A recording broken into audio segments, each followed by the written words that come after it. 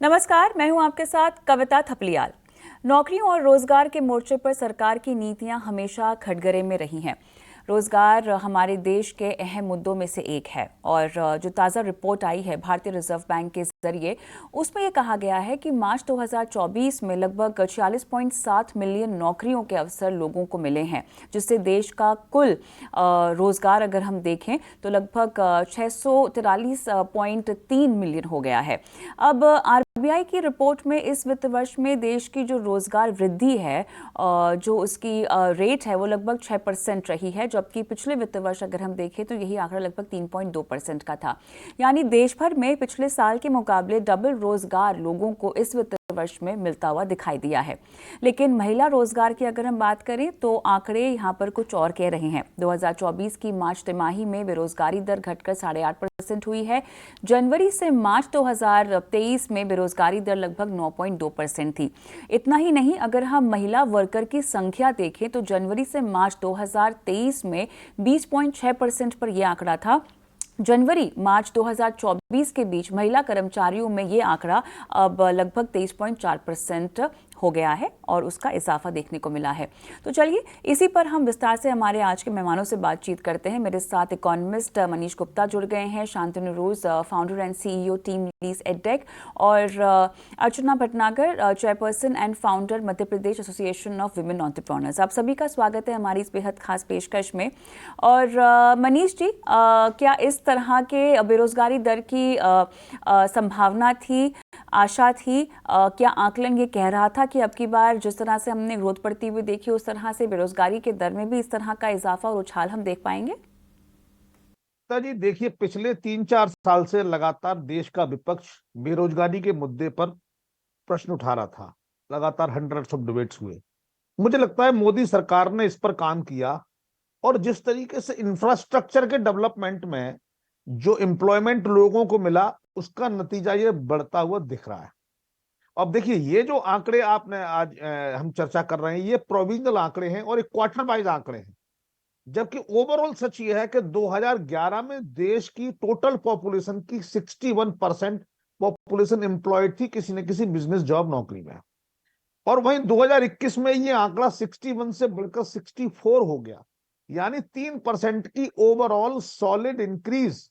और that too if we talk about the absolute number, उस समय हमारे देश की पॉपुलेशन लगभग 125 करोड़ और अभी 140 करोड़। तो एब्सोल्यूट नंबर की बात करें तो ये मेजर इंक्रीज है। लेकिन अभी आपने जो बात कही कि जो एम्प्लॉयमेंट में डिक्लाइन रेट आया है, वो वुमेन के केस में डिक्लाइन रेट आया।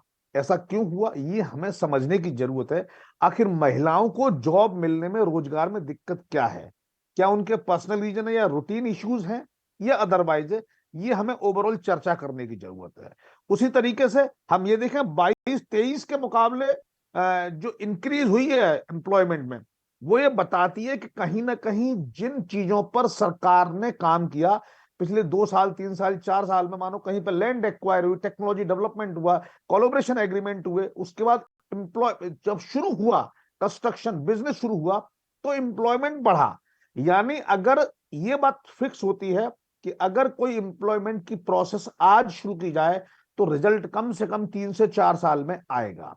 तो ऐसे में मुझे लगता है कविता जी कि आने वाले समय में ये प्रोसेस, ये रेशो बढ़ता जाएगा और अगले 3-4 साल जबकि बीजेपी की स्टेबल गवर्नमेंट अगर रहती है तो ये आंकड़ा लगातार इंप्रूव करेगा। और मैं समझता हूं आने वाले समय में एम्प्लॉयमेंट के मुद्दे पर विपक्ष की ये बात थोड़ी सी कमजोर होगी, ऐसा मैं सोचता हूं।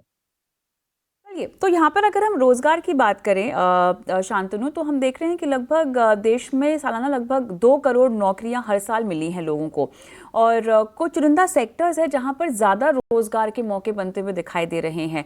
और वो ऐसा नहीं है कि सेक्टर्स जैसे कि अगर हम एग्रीकल्चर की बात करें, हंटिंग, फॉरेस्ट्री, फिशिंग जैसे कुछ क्षेत्र हैं जहाँ पर हम रोजगार बढ़ता हुआ देख रहे हैं। ये एक किस तरह का शिफ्ट है या मूव है जो आपको नया ट्रेंड के तौर पे उभरता हुआ दिखाई दे रहा है? क्योंकि हम यहाँ पर दूसरे कमर्शियल और ऑर्गेनाइज सेक्टर को छोड़कर ऐसे तबकों की बात कर रहे हैं जहाँ पर हमने रोजगार के मामले मामले में शायद ही इनका कभी जिक्र सुना होगा। तो अपने आप में ये हमारी अर्थव्यवस्था के लिए एक अच्छी तस्वीर है, एक नई कहानी जो बनती हुई दिखाई दे रही है।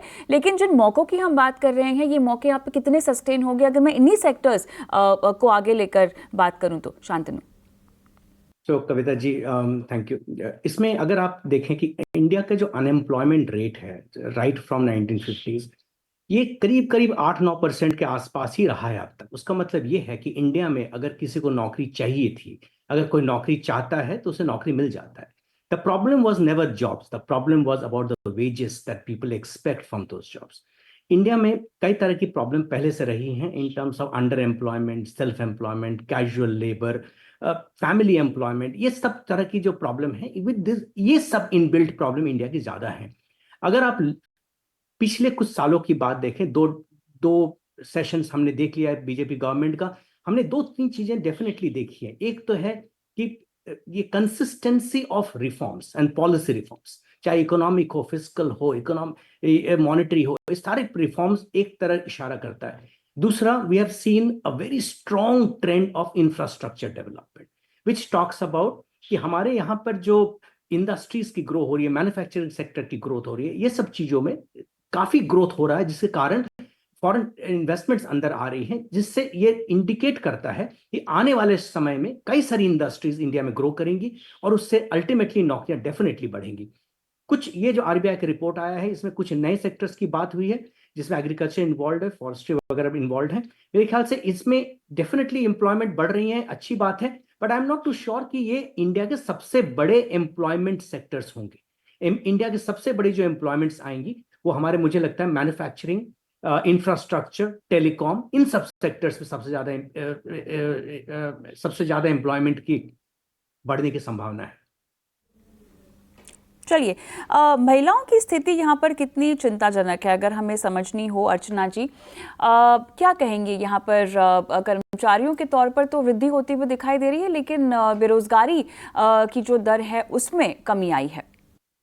Right, thank you very much. देखिए, मनीष जी ने, शांतनु जी ने बहुत सारी आंकड़ों की, फिगर्स की बात कर ली है, तो मैं सीधे मुद्दे पर आऊं।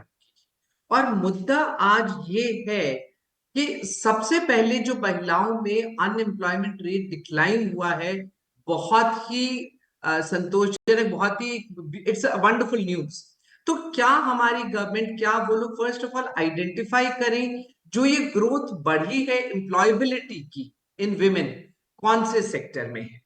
दूसरी बात ये है कि आप ये मान के चलिए इंडिया में अनएम्प्लॉयबिलिटी है, सुन के बहुत दुख लग होता है, क्योंकि बिलीव मी, देखिए आज मैं एक इंडस्ट्री भी चलाती हूँ केमिकल्स की, मैं विमेन एंटरप्रेन्योर्स को भी लीड करती हूँ, सेल्फ एम्प्लॉयमेंट देखती हूँ, एम्प्लॉयमेंट देखती हूँ, ओवरऑल इंडस्ट्री का वो देखती हूँ, और आईटीआई की इंस्टीट्यूट मैनेजमेंट कमेटी की चेयरपर्सन होती, मैंने बहुत क्लोजली बहुत सारे आईटीआई के साथ काम किया है। तो मैं इस सब चीजों के एक्सपीरियंस को अगर निचोड़ में डालूं, तो मैं एक चीज ये कहूंगी कि मैं इनको डिवाइड करना चाहती हूँ एक व्हाइट कॉलर और एक ब्लू कॉलर में, जो आपके जॉब्स आज की तारीख में आए हैं। जो विमेन का पार्टिसिपेशन अगर हम देखें तो व्हाइट कॉलर जॉब्स में कोई कमी नहीं है। गर्ल्स की एजुकेशन हो रही है, women are being termed as equal partners with their husbands, with their families as an earning member, और वो आगे ग्रो कर रही है। जो प्रॉब्लम है वो ब्लू कलर या ग्रे कलर या जो नीचे तबके की थोड़ी सी एम्प्लॉयमेंट है, और वहां पे ये एम्प्लॉयमेंट की दर रेट बढ़ना बहुत जरूरी है। तो I will give full credit to the government कि उन्होंने जो कुछ साल पहले, मेरे ख्याल से 10-12 साल पहले, ministry of skill development and employment की जो स्थापना करी थी, वो एक बहुत ही बढ़िया अहम कदम था। और वो, क्योंकि फर्क कहाँ आ रहा है, हम लोग पीछे कहाँ रह जा रहे हैं, जो हम लोग पीछे रह रहे हैं वो है स्केलेबिलिटी एंड स्किलिंग। हमारी जो महिलाएं हैं या युवा रोजगार हैं, आज हमारे फार्म से, हमारी खेती से लोग graduation, post graduation, PG, DCA करके मेरे सामने कैंडिडेट्स खड़े हैं, पर उनको कुछ नहीं आता है। उनको क्यों कुछ नहीं आता है? क्योंकि उनको प्रैक्टिकल एक्सपोजर नहीं मिला है। यहां मैं बात करना चाहूंगी मध्य प्रदेश सरकार की, जो पिछले उसमें श्री शिवराज सिंह चौहान जी ने एक बहुत सुंदर स्कीम निकाली थी, जो था मुख्यमंत्री, that was MMYC, it was a मुख्यमंत्री कमाओ सीखो योजना। उसमें सरकार ने ये किया था कि पूरा एक पोर्टल, वेब पोर्टल डेवलप करके जितने भी अनएम्प्लॉयड लोग थे मध्य प्रदेश के, उन्होंने उस पे अपना रजिस्टर किया, इंडस्ट्रीज ने अपनी जो पोस्ट थी वो रजिस्टर करी, और उसकी मैच मेकिंग होते हुए हम लोगों ने जिन लोगों को बुलाया उसमें आप जान के खुशी होगी कि 75% ऑफ द सैलरी, मान लीजिए उन्होंने 10,000 बोला कि भाई एक ग्रेजुएट की सैलरी होनी चाहिए, एक इंजीनियर की सैलरी 12,000 होनी चाहिए, तो 80% was being paid by the government, 20% by the entrepreneur, by the industry। तो आज इस तरीके से क्या हो रहा है, ये हमारी कमी है जिसे हमें ब्रिज करना है। हमें एक बिल्कुल समातल लाना है कि हम skilled women power, man power, labour force किस तरीके से आगे बढ़ाएं। अगर मैं बात महिलाओं की करूं तो महिलाओं को क्यों आज एक लेबर फोर्स, आपने बात करी शांतनु जी ने कि मैन्युफैक्चरिंग में, मैं कहती हूँ मैन्युफैक्चरिंग में, कंस्ट्रक्शन में देखिए, अगर एक महिला एक सीमेंट की बोरी ईंटा लाद के ले जा सकती है, वो मिस्त्री का काम क्यों नहीं कर सकती है? वो सुपरवाइजरी रोल में क्यों नहीं आ सकती है? क्योंकि हम लोग वो स्किलिंग नहीं देते। आज बहुत स्कोप है बिल्कुल विमेन का आगे आने के लिए, बिल्कुल आगे स्कोप भी वर्कफोर्स है में। यहाँ पर। स्किल्स को देने के लिए मेरे ख्याल से आपको कई तरह की ट्रेनिंग भी मिल रही है, और जहाँ तक मौक़ों की बात है, भले ही कुछ जगहों पे अभी भी एप्रीहेंशंस हों, लेकिन हम देख रहे हैं कि धीरे धीरे वो भी दूर होने की अब कगार पर आ गए हैं। चर्चा को थोड़ा सा मैं एक तुलना के लेवल पर लेके जाना चाहती हूँ मनीष जी आपके साथ, खास तौर से क्योंकि मैं चाहती हूँ कि एक प्री पैंडेमिक और पोस्ट पैंडेमिक, ये दो अलग अलग तरह के, दो तरह की वर्ल्ड्स हो गए हैं जहाँ पर हम रहते हैं। प्री पैंडेमिक की दुनिया अलग थी, पोस्ट पैंडेमिक की अलग होगी, तमाम सेक्टर्स के लिहाज से भी ये बात सच होती है। तो मुझे ये बताइए कि पोस्ट पैंडेमिक कितनी तीव्रता से यहाँ पर लोगों को जो है रोजगार मिला है, और जिन 4 क्षेत्रों की बात हमने की है, खैर शांतनु इस पर प्रकाश डाल पाएंगे ज़्यादा, इन क्षेत्रों के अलावा भी कहाँ हमने पोस्ट पैंडेमिक ग्रोथ देखी है? मनीष जी पहले आप। कविता जी देखिए, जिस तरीके से पोस्ट पैंडेमिक सिचुएशन हुई, कहीं ना कहीं टेक्नोलॉजी का इन्वॉल्वमेंट बिजनेस में बढ़ा, फिर चाहे वो कंस्ट्रक्शन हो, फिर वो चाहे मैन्युफैक्चरिंग हो या कुछ और हो। जो काम, जो टाइम ट्रैवलिंग में लगता था, जो काम ऑफिस में आने से होता था, वो काम अब वर्क फ्रॉम होम भी होने लगा। इसका रिजल्ट यह हुआ, जैसे जैसे टेक्नोलॉजी बढ़ी वैसे वैसे काम की क्वालिटी बेहतर हुई। एक जमाना था जब 90 से 2000 के दशक में, जब बैंकिंग में कंप्यूटराइजेशन स्टार्ट हुआ तो लोगों ने बड़ा आंदोलन कर दिया, अरे ये तो हमारी जॉब खा जाएंगे। उसी तरीके से जैसे जैसे टेक्नोलॉजी का इन्वॉल्वमेंट बढ़ा, लोगों को लगा हमारे जॉब कहीं घटे तो नहीं। लेकिन सच्चाई ये है कि पोस्ट पैंडेमिक लोगों की जॉब तेजी से बढ़े। मैन्युफैक्चरिंग में उसका भी उतना इम्पैक्ट आना बाकी है अभी। जैसे कि शांतनु कह रहे थे कि मैन्युफैक्चरिंग में ज्यादा डेवलपमेंट होनी है। सर्विस सेक्टर में पेंडेमिक का इफेक्ट इतना जबरदस्त हुआ, इसके इतने पॉजिटिव इम्पैक्ट हुए कि वो सर्विसेज बेहतरीन होती चली गई और सर्विसेज की क्वालिटी बेटर हुई, वहां पर नए जॉब सेक्टर्स क्रिएट हुए। लेकिन मैन्युफैक्चरिंग में अभी इसका और डेवलपमेंट होना बाकी है। अभी अर्चना जी कह रही थी स्किल की बात, मैं यहाँ पे ये बात ऐड कर दूं, स्किल डेवलपमेंट एक बड़ा प्रॉब्लम है, क्योंकि इंडिया में जितनी एम्प्लॉयमेंट की रिक्वायरमेंट है उससे ज्यादा रिक्वायरमेंट इस बात की है, हमें स्किल्ड एम्प्लॉयज चाहिए। देश में स्किल्ड एम्प्लॉयज की कमी है। शायद इसीलिए प्रधानमंत्री जी ने प्राइम मिनिस्टर कौशल विकास योजना शुरू की, लेकिन कहीं ना कहीं वो उतनी सक्सेसफुल नहीं हो पाई। तो मेरा कहना यह है कि स्किल्ड मैन पावर पे हमें काम करने की जरूरत है। और पेंडेमिक के बाद ऑनलाइन ट्रेनिंग भी शुरू हुई है, ऑनलाइन जॉब तो चली रही है। तो मैं समझता हूं पेंडेमिक के बाद की सिचुएशन फार बेटर है, और मैं समझता हूं लगभग बेटर होती जाएगी अगर इस मैन्युफैक्चरिंग सेक्टर में भी इसका इन्वॉल्वमेंट टेक्नोलॉजी का बढ़ता जाए तो। चलिए इसी बात पर शांतनु आपसे मुझे राय चाहिए, क्योंकि जहाँ तक स्किल्ड वर्कफोर्स की हमने बात समझी है, ज़्यादा कंसंट्रेशन हमने बड़े शहरों में होता हुआ देखा है, लेकिन पैंडेमिक के बाद यहाँ पर छोटे मझोले शहरों में भी हम लोग स्किल लेबर्स के प्राप्त होने की और वहाँ पर से ज़्यादा क्राउड आने की बातचीत देख रहे हैं। बहुत सारे कॉर्पोरेट्स हैं जो मेरे ख्याल से मिड और स्मॉल टाउन्स की ओर अब बढ़ चुके हैं। एक तरह से दायरा बढ़ता हुआ दिखाई दे रहा है। न सिर्फ ऑर्गेनाइज सेक्टर में भी हम देख रहे हैं कि बहुत एक तो वहाँ पर जो कॉस्टिंग है मेरे ख्याल से वो कम होती है in terms of hiring, in terms of living. बहुत सारे ऐसे फैक्टर्स हैं जो पोस्ट पैंडेमिक हमने आते हुए देखे हैं जो कि ओवरऑल एम्प्लॉयमेंट के इस पूरे सिनेरियो में एक एडिशन है और सुधार के लिए एडिशन है। कविता जी, आपका कहना बिल्कुल सही है।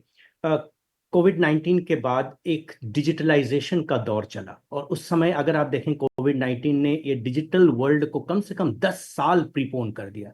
जो काम 2030 में होना था वो शायद 2020 में होने लग गया।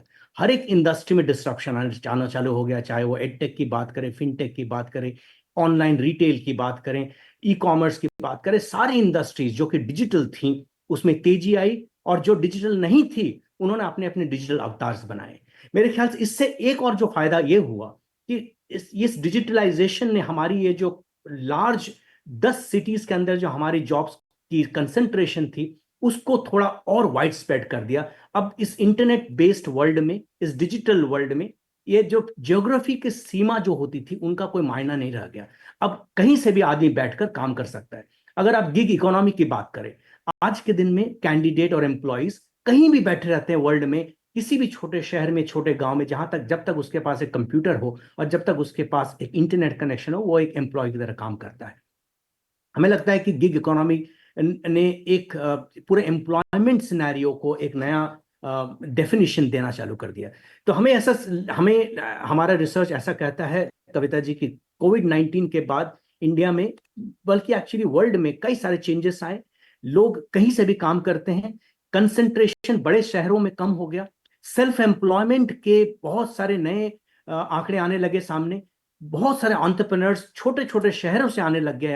आज आप अगर देखेंगे कितने सारी छोटी छोटी कंपनीज, कितने सारे छोटे छोटे शहरों से बड़ी बड़ी कंपनीज ने जन्म ली है। छोटे से मैं ये कहना चाहता हूँ, जैसे अलग स्टेट कैपिटल्स की बात करें, लखनऊ की बात करें, जयपुर की बात करें, चंडीगढ़ की बात करें, नागपुर की बात करें, पुणे की बात करें, इन सब शहरों में पहले एम्प्लॉयमेंट कंसंट्रेटेड नहीं था। बट कोविड-19 के बाद इन शहरों से बहुत अच्छे अच्छे स्टार्टअप चालू हुए हैं और वहां पर लोकल एम्प्लॉयमेंट बढ़ रही है। और आज के दिन में लोकल का डेफिनेशन बहुत डिफरेंट हो चला है कि अगर मैं एक कंपनी कहीं से भी चालू करना चाहता हूं, अगर वो डिजिटल कंपनी है, तो इससे मुझे एक्चुअली मैं अपने एम्प्लॉयज को all over India, all over the world से एम्प्लॉय कर सकता हूं। आई थिंक कोविड-19 ने एम्प्लॉयमेंट और एम्प्लॉयबिलिटी के मायने काफी बदल दिए हैं। स्किल सेट्स बदल गए हैं, ज्योग्राफीज बदल गए हैं, पेरोलिंग बदल गया है, लोगों के एक्सपेक्टेशंस बढ़ गए हैं, work from office, work from home के कई तरह के हाइब्रिड सिचुएशन चालू हो गए। मुझे लगता है हम सब एक नए वर्ल्ड की तरफ देख रहे हैं और ये एक पासिंग शावर नहीं, ये एक क्लाइमेट चेंज है पूरे वर्ल्ड ऑफ ऑर्गेनाइजेशंस के लिए। बिल्कुल। तो मनीष जी, इस पूरे क्लाइमेट चेंज में और कितने बूस्टर आपको लगता है कि बजट में लग सकता है या तड़का लग सकता है या लगाना जरूरी होगा ताकि ये रफ्तार कहीं थमे ना? देखिए मनीष, देखिए जिस तरीके से स्टार्टअप पे काम हुआ है, लगातार यूनिकॉर्न्स बन रहे हैं, तो मुझे लगता है ये रफ्तार अब चल चुकी है। जैसे मैंने कहा ना कि स्टार्ट होने में 4 साल का टाइम है, तो वो स्टार्ट ऑलरेडी 4-5-6 साल पहले शुरू हो गया है। अब तो इसके अच्छे रिजल्ट आने बाकी हैं। यानी हम जो देख रहे थे जब एब्सोल्यूट मेजोरिटी बीजेपी के पास थी, तब जो रिजल्ट आए उससे बेहतर रिजल्ट अब आएंगे जब बीजेपी के पास एब्सोल्यूट मेजोरिटी नहीं है और वो अलायंस पार्टनर पर डिपेंडेंट है। मैं इसमें एक और बात कहना चाहता हूं, जिस टेक्नोलॉजी ट्रांसफर की टेक्नोलॉजी मोदी जी ने अपनाई है कि हम किसी भी कंपनी को इनवाइट करेंगे तो उससे कहेंगे टेक्नोलॉजी दो, आप हमारे यहाँ इंडिया में मैन्युफैक्चर करो, मेक इन इंडिया करो। तो जो मेक इन इंडिया कर रहे हैं उसमें अगर फाइनेंस में टैक्स रिबेट का तड़का लग जाए, यानी एक आपको याद होगा आज से 10-15 साल पहले टैक्स हॉलिडे कॉन्सेप्ट हुआ करता था, आप पर्टिकुलर एरिया में इंटरेस्ट लगाइए 10 साल के लिए, 10 में से 9 साल के लिए टैक्स हॉलीडेज है। तो इस तरह के ऐसे टैक्स इंसेंटिव अगर दिए जाएं, जीएसटी में इंसेंटिव दिए जाएं कि आपको 5 साल तक जीएसटी नहीं देना, तो मैं समझता हूं ये जो एम्प्लॉयमेंट के जो नंबर है इन पर हम एक बार फिर चर्चा करें और विद पॉजिटिव नंबर चर्चा करेंगे कि हमने बहुत इंक्रीज किया, बहुत जंप मारा है। तो मुझे लगता है सरकार को इस बजट में ये प्लान बनाना पड़ेगा कैसे एम्प्लॉयमेंट के लिए, कैसे बिजनेस के लिए फंड की अवेलेबिलिटी करनी है, स्टार्टअप के लिए फंड की अवेलेबिलिटी करनी है, और टेक्नोलॉजी अगर कोई लेके आ रहा है तो उस पर कम से कम टैक्स लगना है, और जो रॉयल्टी वगैरह के इश्यूज हैं वो रिजॉल्व करने ही होंगे। बिल्कुल, लेकिन यहाँ पर जो कुछ कॉन्ट्रडिक्शन के स्वर हैं मनीष जी, उन पर भी हमें बात कर लेनी चाहिए, क्योंकि देखिए मंथन कर ही रहे हैं तो सभी पहलू पर करना चाहिए। तो 7% की वृद्धि वाले भारत में 11 से 12 मिलियन तक रोजगार का जो आंकड़ा है, ये क्या सही बैठता है जो कॉन्ट्रडिक्ट हो रहा है, जो खबरों में भी चल रहा है, जिसका खंडन भी कर दिया गया है? देखिए, अब क्रिटिसिज्म तो किसी भी चीज की पॉसिबल है, लेकिन आप ये देखिए देश की पॉपुलेशन का क्या हाल है। पिछले कई सालों से ये प्लान चल रहा है कि पॉपुलेशन कंट्रोल बिल आना ही चाहिए। अगर आप आजकल की खबर देखेंगे तो पता लगे टू चाइल्ड पॉलिसी पर काम हो रहा है कि जिनके 2 बच्चे हैं उनको ही जॉब मिलेगी, उसके अदरवाइज जॉब नहीं मिलेगी। तो ये एक मैसेज दे रहा है, अगर पॉपुलेशन पर अगर हम थोड़ा सा कंट्रोल कर लें तो ये नंबर हमारे इंप्रूव कर सकते हैं। तो ये criticism is perfect, but nobody wants to talk about the population. अगर एक बार पॉपुलेशन को हम फिट कर लें, फिट एंड फाइन कर लें, तो मुझे लगता है ये प्रॉब्लम सुधर जाएगी। लेकिन इसमें भी कम से कम 10 साल लगेंगे। अगर आज हम पॉपुलेशन कंट्रोल बिल लेके आते हैं तो अगले साल पास होगा, उसके बाद 5 साल में उसका इंपैक्ट 10 साल में नजर आएगा, तब जाके कहीं उसका कोई ये नंबर में कोई डेवलपमेंट दिखाई देगा। और तब तक शायद ये गवर्नमेंट उसे देखने के लिए, क्रेडिट लेने के लिए रहेगी नहीं रहेगी, आई एम नॉट श्योर।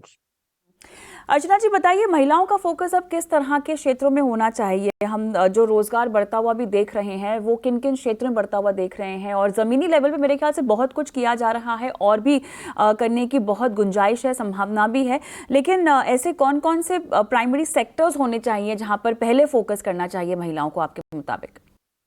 देखिए, सबसे पहली बात मैं ये बोलनी चाहूंगी कि आपने जैसे कहा कोविड-19 का एक बहुत बड़ा असर महिलाओं पे कहाँ पड़ा। जो अनएजुकेटेड काम करने वाली बाई भी थी ना, उसको एक स्मार्टफोन लेके और उसको अपने बच्चों की ऑनलाइन ट्यूशन करानी शुरू पड़ी। ठीक है, तो देखिए, तो डिजिटली तो वुमन एक लोअर लेवल से काफी कुछ एम्पावर हो गई। उसके बाद गवर्नमेंट के आई, ये सब पेमेंट, पेटीएम्स और बाकी फाइनेंशियल चीजें, उसमें आप देखिए कि आज विमेन कितनी आगे हो गई हैं। तो मुझे ऐसा लगता है कि थोड़ा सा अगर हम स्किलिंग पर यहां ध्यान दें तो उनके लिए एक sector at a lower level जो है वो भी हो सकता है। पर सबसे बड़ा सेक्टर जो मुझे दिखता है विमेन के लिए, वो लगता है टूरिज्म एंड हॉस्पिटैलिटी। आप टूरिज्म एंड हॉस्पिटैलिटी में देखिए, across the way tourism is growing in India, the way the hotels are growing, तो महिलाओं के लिए, लड़कियों के लिए इतना अच्छा स्कोप है। नीचे से लेके ऊपर तक हर लेवल पे स्कोप है। पर ये हम इसे अचीव कैसे करेंगे? पॉइंट फिर मैं मुद्दे पर इस पे आ जाती है, द डूअर में ये बात हो जाती है कि जहां आपके ये होटल मैनेजमेंट कोर्सेज और ये सारे हैं, पर आज की तारीख में जबलपुर जैसी जगह में 50 इंजीनियरिंग कॉलेजेस हैं, but how many ITIs? ITIs are just 2 और 3। तो दिस इज वेयर जहां हमको फोकस करके और पूरी तरीके से विमेन में एम्प्लॉयमेंट एंड सेल्फ एम्प्लॉयमेंट, मावे ने जितने इजाफा देखा है कोविड के बाद सेल्फ एम्प्लॉयमेंट का बिटवीन विमेन, और स्पेशली जैसे मनीष जी ने बताया, शांति जी, जो स्टार्टअप पॉलिसीज रही सरकार की, उन्होंने बहुत एनकरेज किया। बहुत सी महिलाओं के लोन्स बहुत इजी हो गए, ट्रेनिंग्स हुई उनकी। हम लोग खुद इतनी ट्रेनिंग्स कंडक्ट करते हैं, पर इन महिलाओं को, स्टार्टअप्स को भी तो चाहिए ना एम्प्लॉइज। तो मैं देखिए, ये तो एक सेक्टर की बात करूंगी, पर लास्ट में मैं एक छोटे सेक्टर पर वेरी इंपॉर्टेंट सेक्टर की बात करना चाहती हूँ जिसे कोई वो नहीं देखता, and that I want to talk about the domestic sector. आज जो वुमेन व्हाइट कॉलर जॉब में है, लॉयर है, कॉर्पोरेट लेडी, उसको एक हेल्प चाहिए जो उसके घर, उसके बच्चों को ड्राइव करे, स्कूल में पढ़ाए, स्कूल से आए तो टेक केयर करे। Why can't we have some kind of institutes जो एक लेडी को शेफ बनाती है, जो बच्चे को, उसको चाइनीज भी, इटालियन भी, इंडियन भी सब खाना बना के देती है? We need to have the dignity of labor. Dignity of labor, especially for the women workforce, has to increase. और वो हम जैसी महिलाएं ही करेंगे जो एम्प्लॉय करते हैं। हर एक घर में इतनी लेडीज को एम्प्लॉयमेंट मिलती है, पर हम उनको क्या वेजेस देते हैं? Another point is equal pay. Equal बिल्कुल। पे नहीं दी जाती। So these are the sectors जहां अगर हम अच्छी ट्रेनिंग दें महिलाओं को, as drivers, as chefs, as housekeepers, उनको बाई ना बुलाया जाए, उनको काम वाले ना बुलाया जाए, उनके लिए भी कुछ प्रोविडेंट फंड या कुछ इंश्योरेंस रहे, एटलीस्ट हेल्थ इंश्योरेंस तो रहे। तो ये एक पॉइंट्स है जिसपे मैं सोचती हूँ कि बहुत अच्छा वो है चलिए, स्कोप। तो यहाँ पर हम यही कह सकते हैं जाते जाते कि थोड़ा है, थोड़े की ज़रूरत है। देखना होगा कि आगे किस तरह से माहौल बदलता है हम सबकी बेहतरी के लिए। बहुत बहुत धन्यवाद आप सभी का इस खास पेशकश में। आपने शिरकत की और मार्गदर्शन किया दर्शकों का भी। चलिए, इसी के साथ मुझे भी इस पेशकश में इजाज़त दें। नमस्कार।